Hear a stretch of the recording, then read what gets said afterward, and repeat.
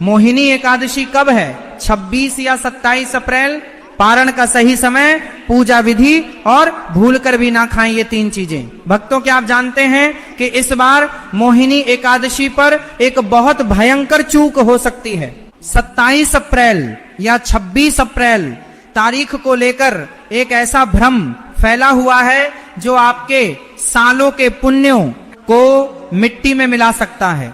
एकादशी का व्रत कोई साधारण उपवास नहीं है, यह ब्रह्मांड की सबसे शक्तिशाली ऊर्जा को जागृत करने का एक गुप्त मार्ग है। लेकिन क्या होगा अगर आप गलत दिन व्रत रख लें, या फिर व्रत तो सही दिन रखा लेकिन पारण के समय वो भयंकर गलती कर दी जिसके बारे में शास्त्रों में साफ चेतावनी दी गई है। और सबसे डरावनी बात तो ये है कि आज के इस वीडियो में मैं आपको उन 3 चीजों के बारे में बताने वाला हूं जिन्हें मोहिनी एकादशी के दिन भूल कर भी नहीं खाना चाहिए। इनमें से पहली 2 चीजें तो शायद आप जानते होंगे, लेकिन तीसरी चीज एक ऐसी वस्तु है जो हम सबके रसोई घर में हमेशा मौजूद रहती है और अनजाने में हम उसे खा लेते हैं। गरुड़ पुराण में स्पष्ट लिखा है कि इस तीसरी चीज को एकादशी के दिन खाने से व्यक्ति सीधे नरक का भागी बनता है और उसके 7 जन्मों के पुण्य जलकर भस्म हो जाते हैं। इसलिए इस रहस्य को जानने के लिए मेरे हर एक शब्द को ध्यान से सुनिएगा, क्योंकि एक छोटी सी चूक भारी पड़ सकती है।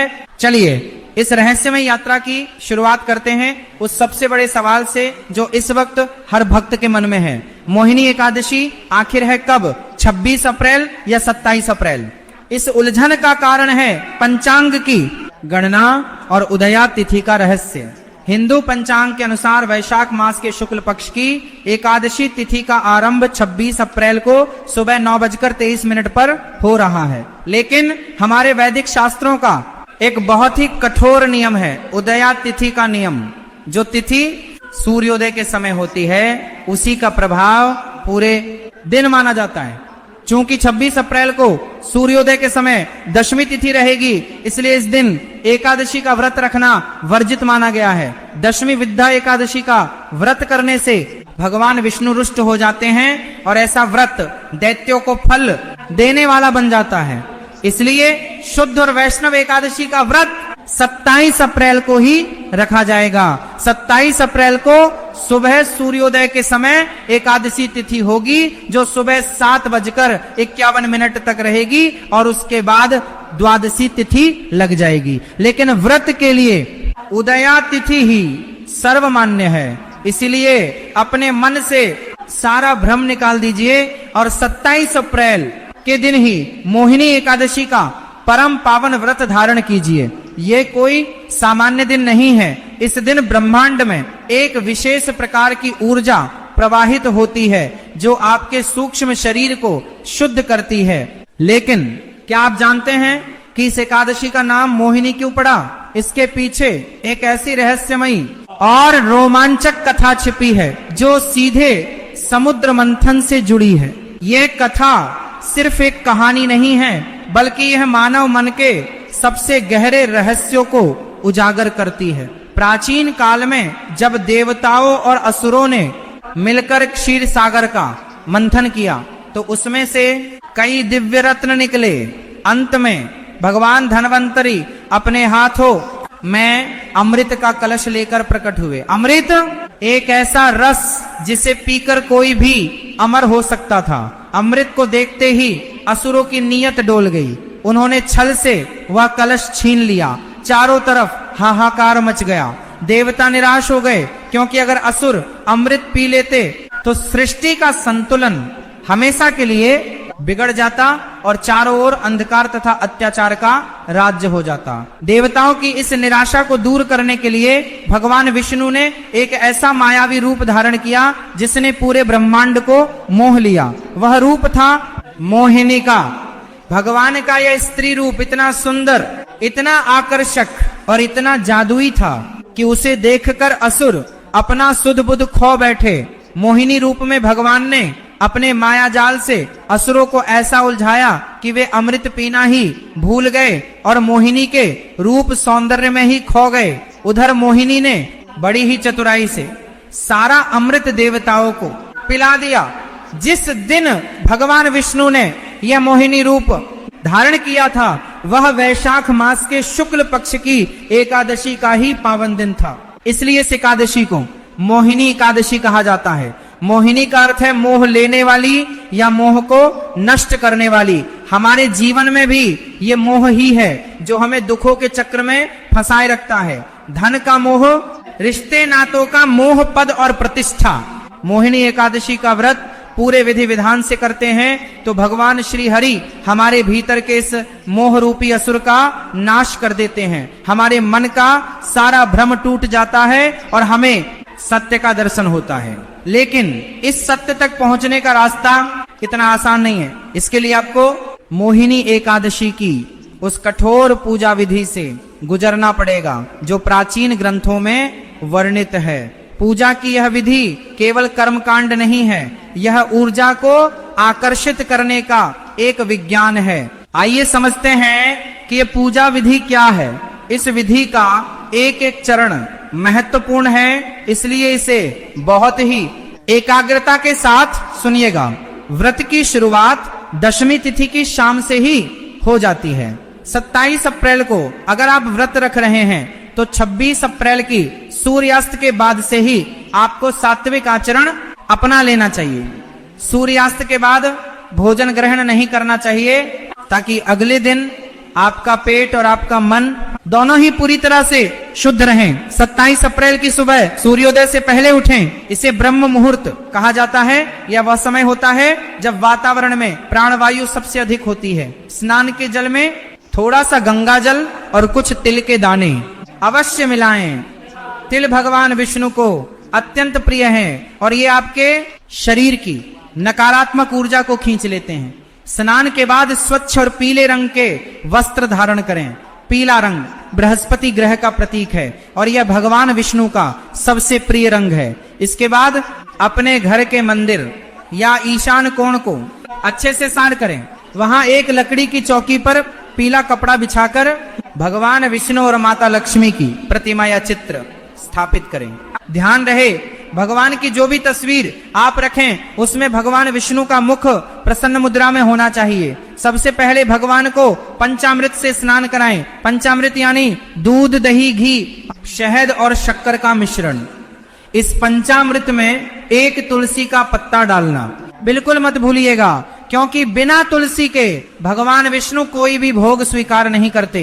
इसके बाद भगवान को पीले फूल, पीले फल और पीला चंदन अर्पित करें। धूप और दीप जलाकर वातावरण को सुगंधित करें। दीप जलाते समय ये ध्यान रखें कि बत्ती रुई की नहीं बल्कि कलावे की होनी चाहिए और घी शुद्ध गाय का होना चाहिए। इसके बाद एक आसन पर बैठकर विष्णु सहस्त्र नाम या भगवद गीता के 11वें अध्याय का पाठ करें। यदि आप पाठ नहीं कर सकते तो केवल ओम नमो भगवते वासुदेवाय मंत्र का 108 बार जाप करें। इस जाप में इतनी शक्ति है कि ये आपके आसपास एक ऐसा सुरक्षा चक्र बना देता है जिसे कोई भी नकारात्मक शक्ति भेद नहीं सकती। पूरा दिन उपवास रखें। यदि आप निराहार नहीं रह सकते तो आप फलाहार ले सकते हैं। लेकिन अब मैं आपको उस सबसे खतरनाक बात के बारे में बताने जा रहा हूं जिसका मैंने वीडियो की शुरुआत में जिक्र किया था। वो क्या 3 चीजें हैं जिन्हें मोहिनी एकादशी पर गलती से भी नहीं खाना चाहिए। ये वो हिस्सा है जहां 90% लोग गलती कर बैठते हैं और फिर सोचते हैं कि उनके व्रत का कोई फल क्यों नहीं मिला। सुनिए, पहली चीज है चावल। ये बात तो शायद बहुत से लोग जानते होंगे कि एकादशी के दिन चावल खाना सख्त मना है, लेकिन क्या आप इसके पीछे का रहस्य जानते हैं? पौराणिक कथाओं के अनुसार महर्षि मेधा ने माता शक्ति के क्रोध से बचने के लिए अपने शरीर का त्याग कर दिया था और उनके शरीर के अंश पृथ्वी में समा गए थे। ऐसा माना जाता है कि उन्हीं अंश से चावल और जौ की उत्पत्ति हुई। महर्षि मेधा का शरीर पृथ्वी में एकादशी के दिन ही समाया था, इसलिए इस दिन चावल खाना महर्षि मेधा के मांस और रक्त को खाने के समान माना गया है। इसके अलावा वैज्ञानिक दृष्टिकोण से भी चावल में जल तत्व की मात्रा अधिक होती है। जल चंद्रमा को प्रभावित करता है और चंद्रमा मन का कारक है। चावल खाने से मन चंचल हो जाता है और व्रत के दौरान एकाग्रता भंग होती है। इसीलिए चावल से बनी कोई भी वस्तु इस दिन घर में नहीं पकनी चाहिए। दूसरी चीज है नमक। जी हाँ, नमक। वैसे तो बहुत से लोग व्रत में सेंधा नमक खा लेते हैं, लेकिन अगर आप मोहिनी एकादशी का 100% फल चाहते हैं तो आपको इस दिन पूर्ण रूप से नमक का त्याग करना पड़ेगा। नमक शरीर में तामसिक प्रवृत्तियों को बढ़ाता है और यह इंद्रियों को उत्तेजित करता है। एकादशी का मुख्य उद्देश्य ही इंद्रियों पर नियंत्रण पाना है। जब आप नमक छोड़ते हैं तो आपका शरीर एक विशेष प्रकार की डिटॉक्स प्रक्रिया से गुजरता है। आपकी नाड़ियां शुद्ध होती हैं और आपका मन शांत होता है। इसीलिए कोशिश करें कि फलाहार भी बिना नमक का ही ग्रहण करें। मीठे फल खाएं, दूध पिएं, लेकिन नमक से दूर रहें। और अब वह तीसरी और सबसे रहस्यमय चीज जिसका इंतजार आप शुरुआत से कर रहे थे, एक ऐसी चीज जो आपके किचन में रोज इस्तेमाल होती है और व्रत के दिन अनजाने में लोग इसका सेवन कर लेते हैं, जिससे उनके सालों के पुण्य एक पल में नष्ट हो जाते हैं। वह तीसरी चीज है हल्दी। हाँ, आपने बिल्कुल सही सुना, हल्दी। चौंक गए ना? वैसे तो हल्दी को हिंदू धर्म में बहुत ही पवित्र माना जाता है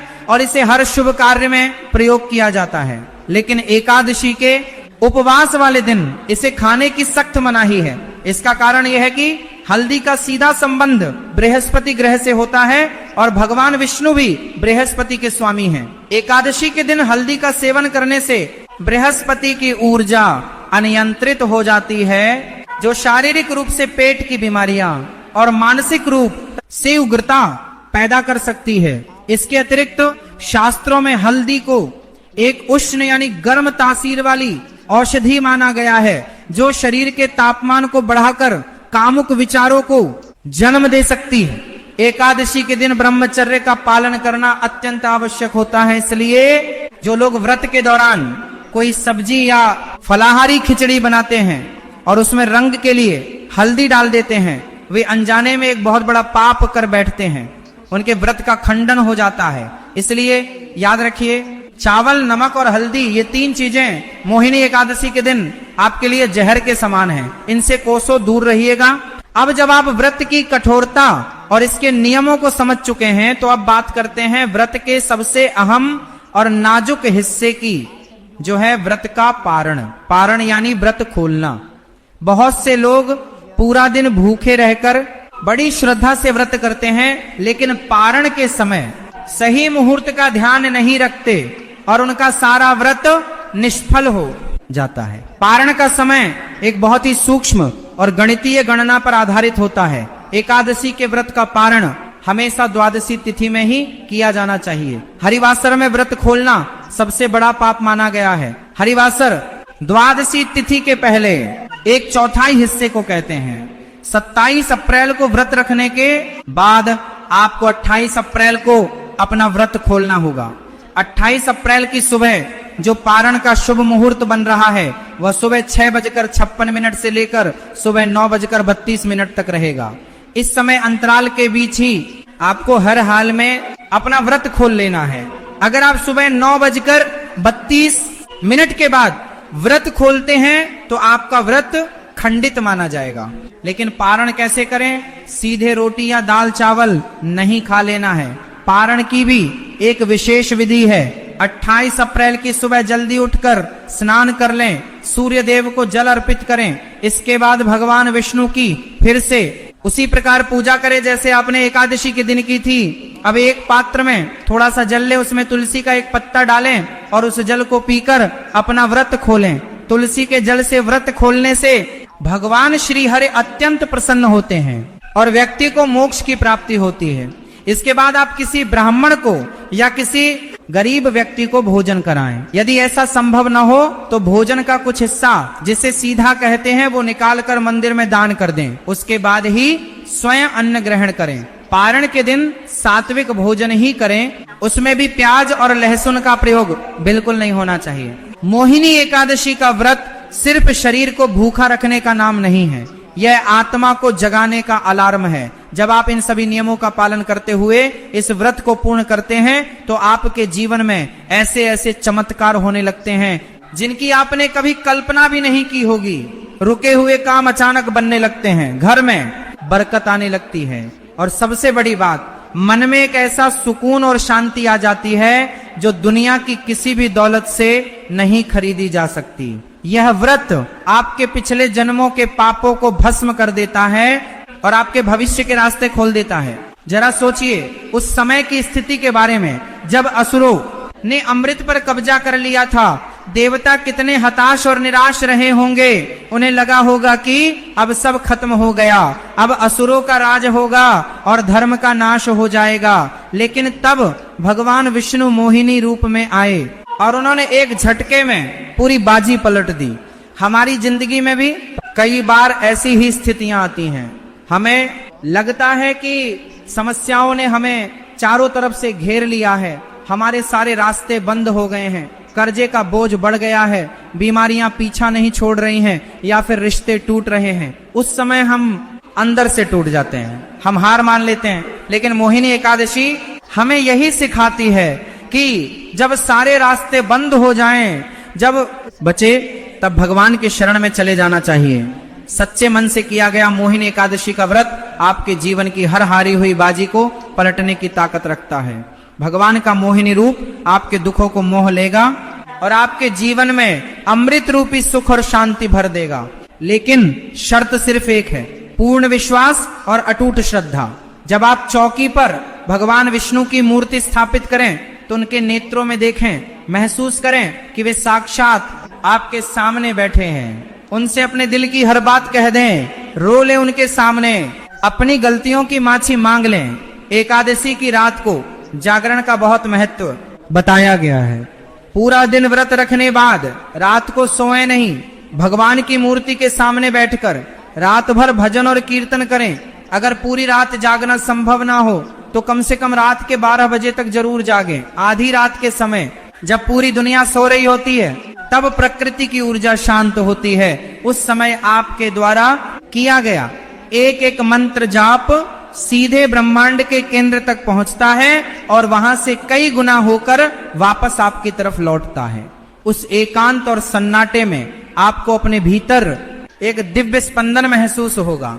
ये कोई किताबी बातें नहीं है, ये उन झियों और मुनियों का अनुभव है जिन्होंने अपना पूरा जीवन साधना में लगा दिया।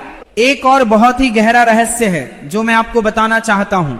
जब हम व्रत रखते हैं तो हमारे शरीर का जो पाचन तंत्र है उसे आराम मिलता है। हमारी ऊर्जा जो आमतौर पर खाना पचाने में खर्च होती है वो ऊपर की तरफ उठने लगती है। हमारी रीढ़ की हड्डी के निचले हिस्से में मौजूद ऊर्जा केंद्र, जिसे मूलाधार चक्र कहते हैं, वहां से ऊर्जा ऊपर की तरफ बहकर हमारे आज्ञा चक्र तक पहुंचती है। यही कारण है कि एकादशी का व्रत रखने वाले व्यक्ति का चेहरा हमेशा तेज से चमकता है, उसके विचार स्पष्ट हो जाते हैं और उसकी निर्णय लेने की क्षमता बहुत मजबूत हो जाती है। वह हर परिस्थिति में शांत और स्थिर रहता है। इसलिए मेरी इस बात को बहुत गहराई से समझें। 27 अप्रैल का यह दिन आपके जीवन का टर्निंग पॉइंट साबित हो सकता है, कोई गलती मत कीजिएगा। 26 अप्रैल को दशमी के दिन साधारण भोजन करें। 27 अप्रैल को ब्रह्म मुहूर्त में उठकर अपने व्रत का संकल्प लें। पूरे दिन मन को शांत रखें, किसी की बुराई ना करें, किसी से झूठ ना बोलें और क्रोध तो बिल्कुल भी ना करें। क्योंकि अगर आपने व्रत रखा है लेकिन आप क्रोध कर रहे हैं तो आपके व्रत का सारा पुण्य उस क्रोध की अग्नि में जलकर खाक हो जाएगा। अपने मन को उसी तरह सुंदर और निर्मल रखें जैसा भगवान का मोहिनी रूप था। और उन 3 चीजों को याद रखिएगा, चावल, नमक और हल्दी, इन्होंने गलती से भी अपने पास मत आने दीजिएगा। 28 अप्रैल को सुबह 6:56 से 9:32 के बीच पूरे विधि विधान से अपना व्रत खोलें। ये सिर्फ एक वीडियो नहीं है, ये एक संदेश है जो ब्रह्मांड ने आप तक पहुंचाया है। हो सकता है आप इस वीडियो तक किसी संयोग से पहुंचे हों, लेकिन आध्यात्मिक दुनिया में कोई भी चीज महज संयोग नहीं होती। ये बुलावा है उस परम शक्ति का जो चाहती है कि आप इस मोह माया के जाल से बाहर निकलें और अपने असली स्वरूप को पहचानें। इस मौके को हाथ से मत जाने दीजिएगा। पूरी निष्ठा और समर्पण के साथ मोहिनी एकादशी का यह महाव्रत कीजिए और अपने जीवन में होने वाले साक्षात चमत्कारों को अपनी आंखों से देखिए। आपके भीतर असीम शक्तियां सोई हुई हैं, बस उन्हें जगाने की जरूरत है। और एकादशी वह अलार्म है जो उन शक्तियों को जगा सकता है। भगवान श्री हरि विष्णु की कृपा आप पर और आपके पूरे परिवार पर हमेशा बनी रहे। ओम नमो भगवते वासुदेवाय।